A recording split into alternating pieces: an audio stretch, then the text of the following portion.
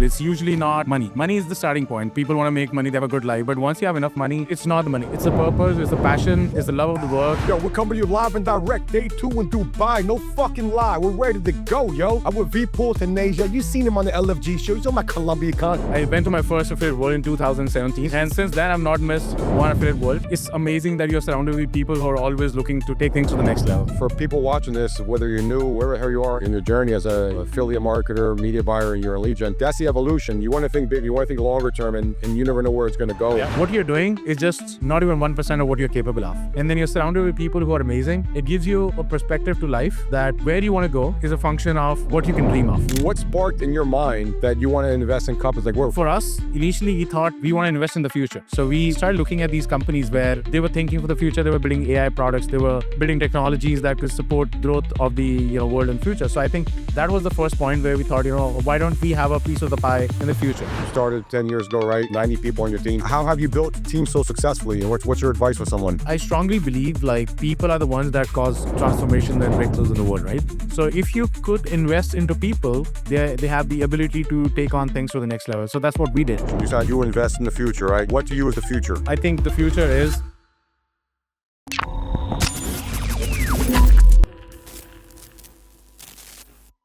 Yo, we're coming to you live and direct. Day 2 in Dubai. No fucking lie. We're ready to go, yo. I'm with Vipul Taneja. You seen him on the LFG show. He's on my IndiaCon. We had a fucking blast. We're going to talk about that. This guy's been in the game for a long, long time, doing good shit, giving back, making shit happen, creating win-win. It's great to have you on the show. I know we did that little short one in Colombia, which I appreciate, but now we're going to go deep, baby. we have time, yeah. We have some fucking time. We're not in a rush, man. No distractions over here. We're excited to be here, right? Yeah, yo, how you liking affiliate world Dubai so far? It's always good. I went to my first affiliate world in 2017, which was the first affiliate In Bangkok? in Bangkok. I was there too. That's crazy. And since then, I've not missed one affiliate world. Yeah. And I've been to almost every show. I honestly love this energy. You have people from all around the world and everybody is hustler. So there's so much to learn and there's a lot of value that you get from each other. I think it's amazing that you're surrounded with people who are always looking to take things to the next level. So even if you're not doing a lot of business, but you come here, you get inspired like crazy. And that in itself is it's an opportunity to grow in life. It doesn't matter if it is money, but personally also there's so much of a value that you get from people you know. I agree, man. And yeah, you're right. Because did you see Dimitri speak yesterday? Yeah. Man, that fucking blew my mind. Yeah, man, it blew my mind away. Then I was very fortunate to get him on yesterday was his first podcast ever. I was surprised. Wow. I took his virginity, man. Crazy. I never thought I'd take another man's virginity, but fuck, things happen. That guy's a legend for you. Yeah, no, he's a legend, man. So anyway, with that being said, yeah, he blew me away. I mean, he's putting up massive numbers, very humble guy, but he wants to continually grow. And that's the one thing that I find about, it's crazy. 'Cause you think, I didn't grow for money. I don't think you did, right? You think, hey, you're gonna make money and then you can chill. They don't fucking chill. They keep going and going and going because it's about a purpose. And I think that it's just inspiring, like you said. Not even hustlers. close. Yeah. Not even close. I mean, see, it's at the end of the day, it becomes a game for people. It's usually not money. Money is the starting point. People want to make money, they have a good life. But once you have enough money, it's not the money. It's the purpose, it's the passion, it's the love of the work. You kind of take on and you have inspiration. So look at Dimitri. He lives in Dubai. And everything in Dubai is so huge. You have inspiration all around you throughout. So, and you're surrounded by people who always want to take things to the next level. And I think that's what also differentiates a lot of people who are regular people who are hustlers. They have this drive to always take it the next step, always go further, always, be thinking, always be looking at the future. What's next? They're always a couple of steps ahead of the game from everybody. So, and then they know it's the process. Once you have the right things going in, money is always going to come. It's not something that you have to fight for. It's not something that you have to, run behind. It is also, or it's going to come to you. You just have to figure out where the game is moving. How do you be better than somebody else? And I think also a sub part of that is a lot of people invest into themselves. Yep. They have coaches, they have, friends around them who are going to push them to the next level. So I think all of that combined is a recipe of success. I'm sure you've heard this many times, but I would still say your network is your net worth. honestly. It is. And then when you come to these shows, you grow your network. Yeah. So it comes out to. 100%. And I was going to ask you, you made me think because you said you traveled to all the affiliate worlds. Yeah. You were at IndiaCon. I see you and Nipun, you see you guys everywhere, man, which is amazing. But how much do you think, and I was going to say spend, but I'm not going to say, how much do you invest each year in these shows and these masterminds? I don't know if you've broken it down, but if you don't know the number, how much would you estimate you spend yearly? I think, I don't know how to say this because we travel to US and obviously we're flying business at first. And depending on when we are booking our tickets, very expensive, but let's say close to $500,000 because it's just not traveling. You have flights, you have hotels, you throw events, you throw parties, you invite people to your villas, you buy tickets. So we also bring a lot of people from our team. This is the only show it's just me and Nipun at this show, but usually like we have 5-6 people from our team. We have 6 people in Budapest. So collectively, I think we are spending easily $500,000 a year. I think you're right. Our CFO, 2022, he said that we spent around 600,000, but I don't. I think he's off. I think we still spend a lot. I think we spent more like 400. I think he was including other shit. But anyway, it's definitely multiple six figures. And people might hear like, what the fuck? It's how much. It's what you get back out of it.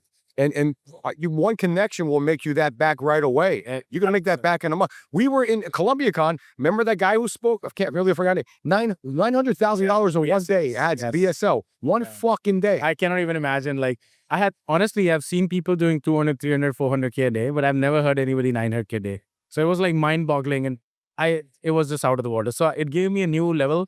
Okay, wherever I am, let's say humble and let's go. 900K is possible. Yeah. And just one platform. He was not even doing with a lot of people and like multiple platforms, just one platform that was 900K. So I was like, the sky's the limit in the game, man. Yeah, and you know what the beautiful thing is? I think it's the third time I've hung around with that guy, right? Now the guy knows you met him, right? So now you see it's that proximity. Now you just get to learn from him. And it was amazing to have him come. You know, he didn't have to come. He didn't want to be on film. He didn't like the camera guy. But the bottom line is you gain that proximity, and 900,000 might sound like a huge amount of money, but some people, that ain't shit, you know? So a lot of people, it's all relative. Yeah. I mean, they won't even do that kind of money in a year. Yeah. So if you think about it, like 900K in one day, just an ad spend, it's big brands that I know, like a lot of big brands struggle, spending that kind of money in a huge time.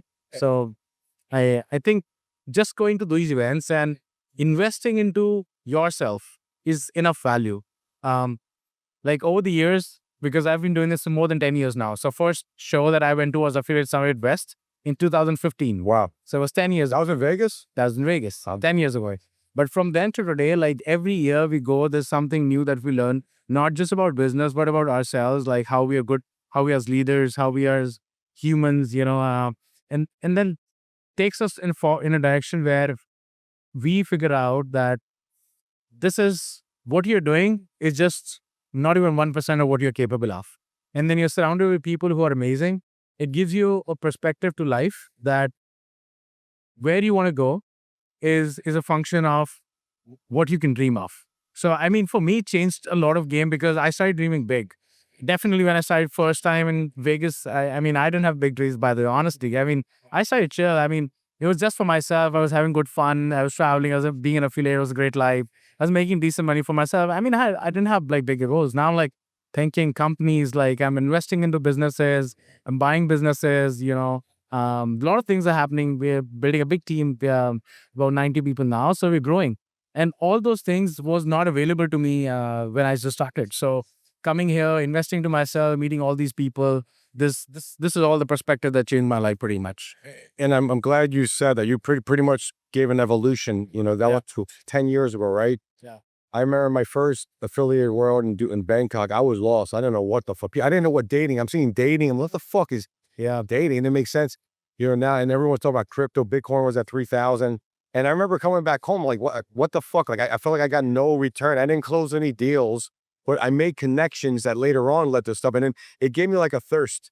It gave me a thirst to want to get more and learn, accelerate the time frame. And then what you said about now you're like, I don't know if you imagined that in 2015, investing in companies, right? Yeah. I'm starting to do that now too. And it's beautiful because I guess we're very similar. I started this as a side hustle. It started making good money. Then I made more money than I was making at my consulting job. I'm like, fuck, I have to go 100% of this. And then there's an evolution because honestly, when you're selling leads, you're making money. But you're getting crumbs, I think. Correct. A lot of crumbs adds up. But how do you take those crumbs you made and reinvest it somewhere else and make it bigger? So it sounds like that's what you're doing. I'm doing the same thing right now too. So we started investing in about 2018, and by now I guess we have probably more than 50 companies in our portfolio. Wow. And obviously not all the companies we are spending a huge money. Some is less, some is more, depending on how much conviction we have in those companies. But eventually it's a 5 to 9 years journey when you see a good return. So if you have that long horizon, this game is for you. If you have a very small horizon, I don't think this is the right game.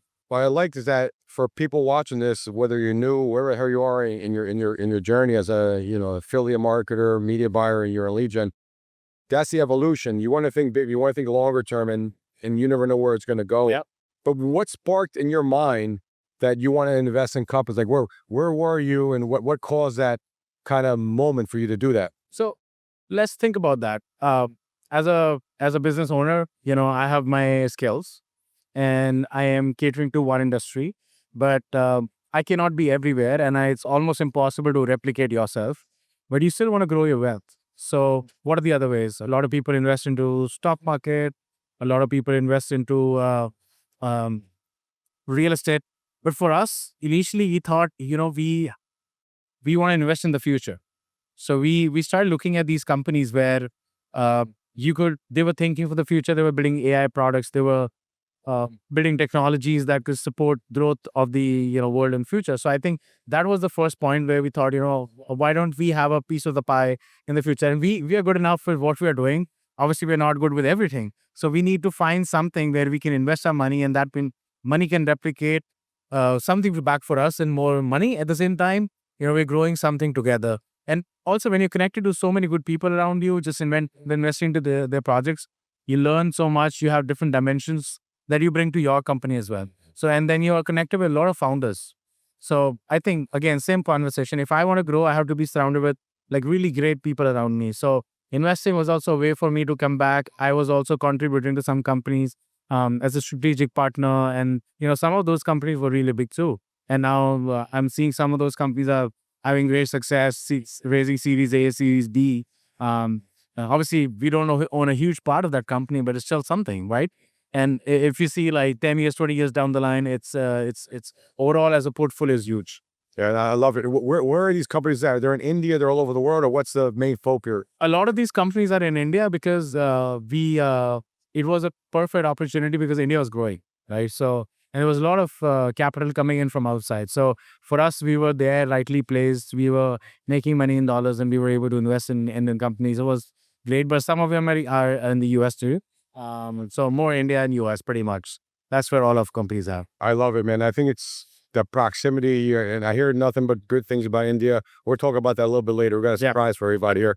But yeah, I think there is a stat of ethnicities in America, the highest paid, and do you know that stat? Yeah. And I know it was Indian or Asians, either Indians were number one or number two. But there's a highest income, right? They were number one. Yeah, per capita, like average Indian American is the highest average salaries in the world, in America pretty much. Why do you think that is? I think two reasons. One, it's the education system that we have and the family values. So let me put it this way. 1.4 billion people, right? Any examination we give for college or anything, we are competing against everybody. So we're competing against so many people. So the whole idea about competition is always there. And you want to be the best, you want to grow. So some people who want to hustle is always there.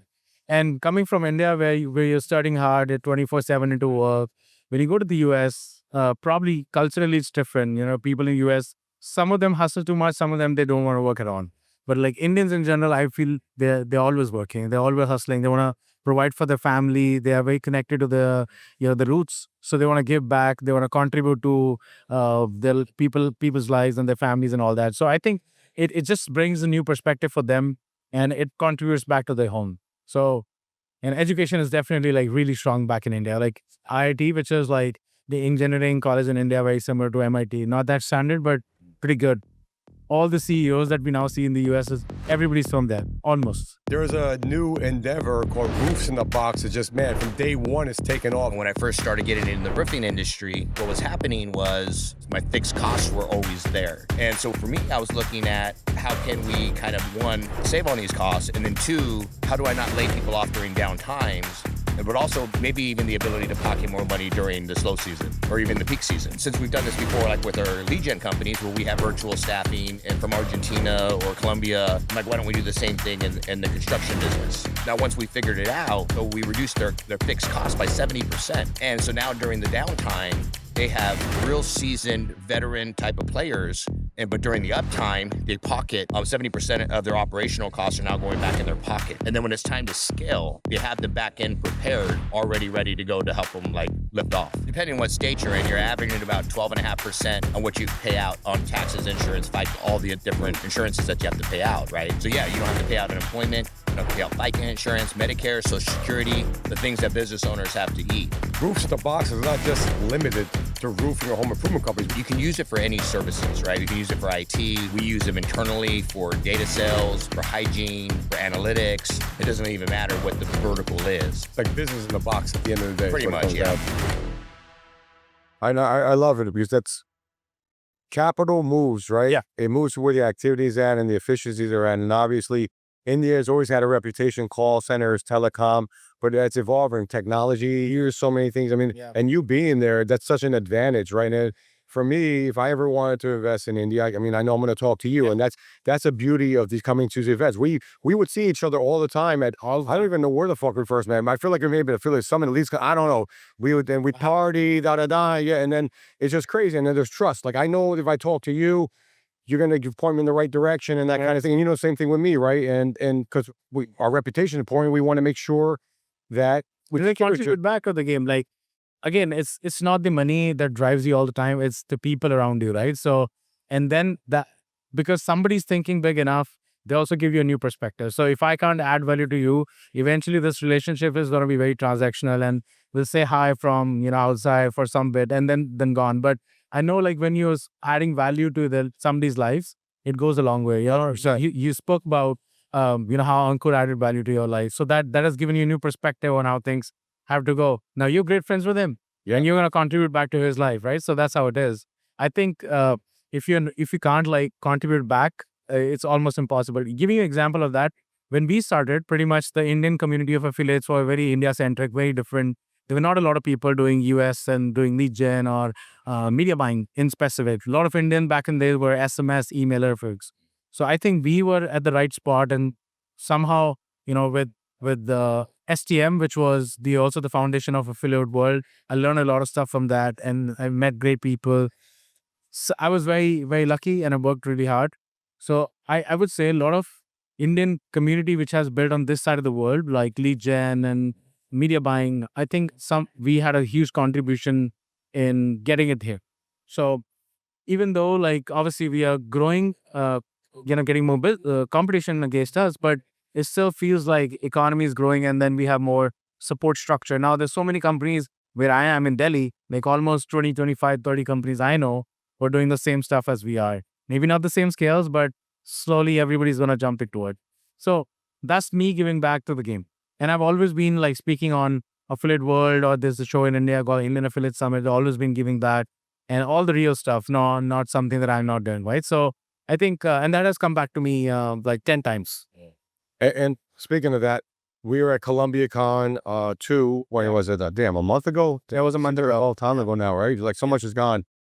We traveled a lot since then. But anyway, we were there, and man, you brought a lot of value there, and that was very appreciated. Thank you by me, by Samar, by Ankur, because we want to make sure that people are coming in, that they get value out of that. Our name's on the line, and we don't want them to be bored or like, what the fuck did I come here for? Especially people travel. You travel from far away. Yeah. So you asked a lot of questions. You answered a lot of questions, and then at one point we even had you came to the front and we had you sit down and address the crowd because we were talking about native ads. Yeah. And I ran some campaigns for you in solar back in the day, and then I wasn't sure. We had some campaigns that were working really well, and it was the Adsparkx campaigns. And I looked at the land, I'm like, wow, I think you were one of the first people that we got to crack solar with native out. Yes. So, but I appreciate you were able to bring that value because everyone's focusing on Meta, some Google from YouTube, but people haven't really cracked native too much. So the fact that you brought that value meant a lot. And why do you think people struggle with native so much, man? So few things. One, it is tougher in general because now you're dealing with different placements than just one. So if you're doing Facebook, it's Facebook. So you're not really worried about the quality. You're not worried about how Facebook turns out. All you have to worry about is your creators and ad platform. But when it comes to native, none of the native ad platforms have their own inventory, right? So they are basically you're buying traffic on display websites like traffic like CNN, MSN, Forbes.com, and finding that right placement for your category on each platform is difficult. Also, native is a platform which is more um, reading kind of platform. People are kind of engaging in the content. It's not as same as you're browsing, you're watching videos, you're looking to buy something, or you're looking at other products. If you're just reading content, you're reading what's happening in the world. So to be able to attract consumer from that, you have to have a product which is much broad, right? So if you have a very niche product, it usually doesn't work very well on native. And the scale that native has is limited to how much you can scale on your bids and websites. So on Facebook, even if your CPC is, let's say, $3, there's a chance that you still make money. And on native is completely opposite. It's a very CPC centric game. So if your bids go above beyond a certain threshold, you're definitely not making money, right? So your CTRs have to be very on point. You have to get placements on the right traffic. And because it is now limited inventory, it's very competitive, right? So a lot of people struggle because they will lose money initially. Unlike other platforms like Facebook, the moment you have a winner ad, it's right off the bat. Yeah. It's not the same on native. It's like you have to invest, you have to get the right placements, you have to build the campaign versus find a creative that is the campaign. Yeah. So building a campaign is, if you're not ready and you don't want to invest into that and you don't have the muscle for that, native is definitely not for you. So I think you hit the nail on the head. We really have to have the muscle for it. Yeah. The capital, 100%, and know that, hey, you got to spend some money. When I was in the lab yesterday, I spoke with John Castle, and Attila. We did a panel there. Yeah. And he talked about he's in legal, and legal's a hard vertical to crack towards. Yes. I think you did it. I've done some of it. Yeah, I think it was 15, 20,000 in the hole before you can turn around. Some people can't afford it. They can only afford 1,000, 2,000, 5,000. I'm saying there's nothing wrong with that, but he's got some muscle built up because he's been doing this for a long time, just like you guys do. And that's the advantage of working with people like us, is that we understand that shit. We know that you're gonna have to fucking lose money. You have to go through pain before you can make the shit work, right? Yeah, I mean, that's part of the process. Yeah. You gotta be really okay to lose, which I'd say is investing. It's hardly losing, right? Because you need the right funnel, one right offer, and you're gone. Like different. So for giving an example, like when I started native in 2016, and it's a very funny story how it started. Like I was just researching on some of the news websites in India, and I find this widget from Rev Content. And back in the days, Rev Content had a great inventory. I remember that, yeah. Right? So I just reached out and I started a campaign. I found an advertiser who were having neutral products in India. And that was my first point of entry, like the first campaign I did. And the campaign scaled in 3 weeks. And I was getting clicks for 1 cent. Wow. Yeah, it's like, I cannot imagine 1 cent clicks anymore, but 1 cent was scaling. And within a month, we were like the top affiliate of the buy. And from that, we started, running other products. So, but that was possible only because we did something that nobody was tapping into. And everybody's on Facebook, sometimes get too competitive. So I think native for us was the idea that very less people were onto it and gives us a leverage amongst everybody else. Yep. And then what we figured out was we went beyond Rev Content, we did content or ad. Then there were a lot of vernacular native ad platforms in India, which is like different languages. So India, I know there's so many languages. So we started advertising in like 20 different languages in India. So that was what almost nobody did. So I had like traffic almost for free, like so cheap that, we did really well. And then we were also very good at finding platforms that nobody knew. Like for example, UC Browser, I'm sure you have heard of that. So UC Browser has a native ad placement. Nobody knows about it. Wow. And we were connected with UC and we started spending like $5,000 a day in India on UC. And nobody had a clue about that, right? So we pivoted into native and we figured out the right placements. And the flip side of that, if you see in the US, platforms like Newsbreak, platforms like Smart News, they're coming up now. So essentially native. But like somebody who got there first I'm confident they would be making shit tons of money because they figure out faster than most of the guys. Yeah. So there are a lot of native ad platforms. If you figure out at the right time and you go in quickly, you will make 100 times more money than you made on Facebook or any other platform. Obviously, there's a limitation of scale, but it's huge margins because it's CPC game, right? So the cheaper the CPC is, like the more value they get. Yeah, I love that you said tap. You got to tap with something flowing wells and then scale it when you scale it. And then when you see that. Anyway, I want to go back. I want to take a step back here. We talk about you started 10 years ago, right? 90 people on your team. Something that's very important. It's very hard as you evolve. And listen, I'm a people person. It's obvious, right? People, I've always been good at building teams. I struggle at virtual team building. That's one of my fucking problems. It's not the same. So like, when I'm around people, shit happens, right? And if I don't see them, like I forget like shit. But regardless if you're a people person or not, team building is hard. No matter how good you are as a people person. It is. So sounds like you guys have had some success with it. I'm sure you had some struggles, but how have you built teams so successfully? And what's your advice for someone? So one, all our team is in one physical office. Really, in Delhi? In Delhi, yes. We have some remote people, like we have one of our members in San Mateo, and some people here and there, but 99% of our team is in the office, so we're always connected. So one, we have a physical connection, and we are very deeply connected with our leadership. That's first. The second thing is like, I strongly believe like people are the ones that cause transformation and breakthroughs in the world, right? So it's Elon Musk who is doing crazy things. So it's people at the end of the day. So if you could invest into people, they have the ability to take on things to the next level. So that's what we did. So we figured out like some really good people in our team, and together combined, we hired some coaches. We co-created the future of how my company is going to grow, like Adsparkx, right? So we co-created three-year vision. So now versus somebody, me and Nipun just driving the show, now it's a vision that is driven by 25 people at the top. And those 25 people is now driving the organization, and they are aligned to one common goal. Everybody's in the same spot. So I don't have to tell people what to do. They already have a future.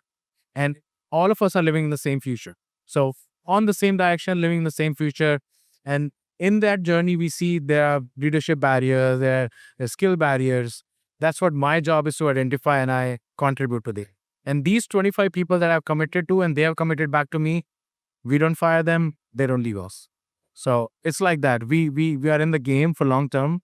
We're taking it further together. So versus me and Nipun just driving the ship. So that changed, a huge paradigm in how our company is with our structure. So now people have a sense of ownership on what they're building, and they're attached to the game versus just working with us for money. So they have a bigger goal, bigger purpose beyond money. And they see like obviously what it is contributing back to their lives, their personal growth, their growth as a leader. So all that I think has kind of given us this context that we are taking this on the scale.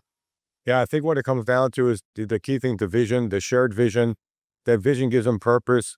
That was great what you just said. I think there's a lot of value if audience really rewind that and listen to that again. Because if you nail that home every day, you know, it's like when you see your family every day, you know that I got my son, I got my daughter, I got my wife, I got to do this for them. But you see this vision, like you already have it in your mind, what you want your family to go. Your business is your family. Those 25 people without them, they're having to speak For their lives too, and their families too. Correct. And so now I have a responsibility bigger than myself, and I cannot fail. And when I'm so dedicated and committed, they see how hard I work. They also reflect back. I'm working 12, 14 hours a day. I mean, outside, I see on my Instagram is you're flying private and you're chilling. But, when I'm in office, I'm working really, really hard, right? I'm working every single day, Saturday, Sunday, no weeks off, no weekends off. That's how it is. So that's what else. Even me, I mean, people was wondering what the fuck I'm doing. I'm always right. But even when I'm behind the scenes, I'm working, man. Always. Yesterday, yeah, I'm at a party taking a call because it's early in America. Like, you got to get the work done. Yes. It's just what it comes down And to. I sleep at 5 a.m. every day. Wow. Because I'm in India and I'm serving the US. Yeah. My clients are in US. So I'm every day, even now, like 10 years in the game, I'm still sleeping 4 or 5 in the morning. We're running out of time here. Well, I want to ask you one last question. You said you invest in the future, right? Yeah. You're part of Equal Invest Future. What to you is the future? For the industry? I guess, let's talk about in the industry. Where's the future for this industry? And what are you most excited about in general in terms of investment? A lot of AI, for sure. I think I'm not the first guy talking about it, but like, I think the future is making people superhumans using AI. So think about it. Like you and me, we're smart people. Our IQs are good, but like we are definitely not competing against the IQs of ChatGPT or AI, right? So if you think from that perspective, if you as human are not inculcating GPTs and also bringing AI in your day-to-day lives, you're gonna be left behind. So I think that's where the money is moving, and that's where also now you need less people, so you're more effective. And AI is 24/7. It's like it's not no emotion. They are supposed to do a specific task. So I think um, overall the industry always survives. Like insurance has been there forever. Weight loss supplements have been there forever. Gaming's industry is not going anywhere, honestly, in my views. It just keeps on changing with time and new policy, new structures. But what you are not going to miss out on if you don't adapt is taking on AI as a team. 100%, because you'll be left behind and people will be so ahead of you, it will be almost impossible to catch them.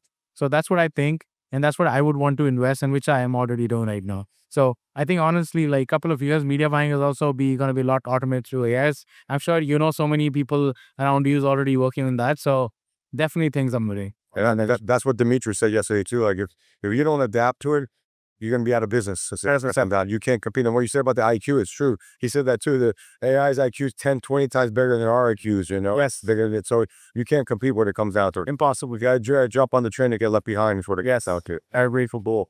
So cool, man. Listen, the very last thing we're talking about, we were at ColumbiaCon, had a great freaking time. That was amazing. We're gonna do a ColumbiaCon 3 at some point. I don't know when. I don't know if it's gonna be at the end of the year or early next year. We'll figure it out. But we're gonna make an announcement right now. You're in Delhi, right? Yes. We're going to do IndiaCon. It's Coming in. IndiaCon in effect. Let's go. IndiaCon's coming, guys. So we're gonna figure this out. I'm very fortunate to have connection in India like you, like Rohit, like Ratchet, like what's it, Blink Digital is over there to bring it to Blink Digital. So bro, IndiaCon, get fucking ready. Get on your flights. We're going to the Taj Mahal. Gonna elephants, whatever, man. What are we gonna do in IndiaCon? What do you imagine there? I mean, I can tell you, like, you will experience things you never imagined. And one thing I can promise for sure, you're going to be treated like royalty. Because, like, you go to the US, like, the hospitality in the US and hospitality in India is like 100x. So you'll be treated like royalty. You need, like, anything, it's like at your doorstep like this. So I will not share everything, but that's just royalty. That's all you need. Foot massages, pampering, all that stuff. Yeah, easy. Just don't Way more than too much. I'm ticklish. What's that? Maybe the LFG King. Bro. LFG King, baby. Yeah, we get a lot of love in India, man. They love us, man. 100%. I love India too, bro. I lived in a town called Metuchen, right next to Edison. Indians in New York would take the train to Edison to have the food there because they had like so unique Indian food. But big fan of dal makhani, garlic naan, love that paneer, all that shit. You know what? There's been studies that people in India, they get way less cancer than they have Indians in America. Yeah. They can't, but there's something about the herbs and the spices that are there local. So it's a real thing, man. Yeah, it's the future. Like, so you got to go with the future. That's what the LFG show. Let's fucking go. So let's fucking go to India. Yo. Follow Vipul. Follow Adsparkx. Great fucking guy. And he gives. He's a giver. That's what you want. You want to be around givers.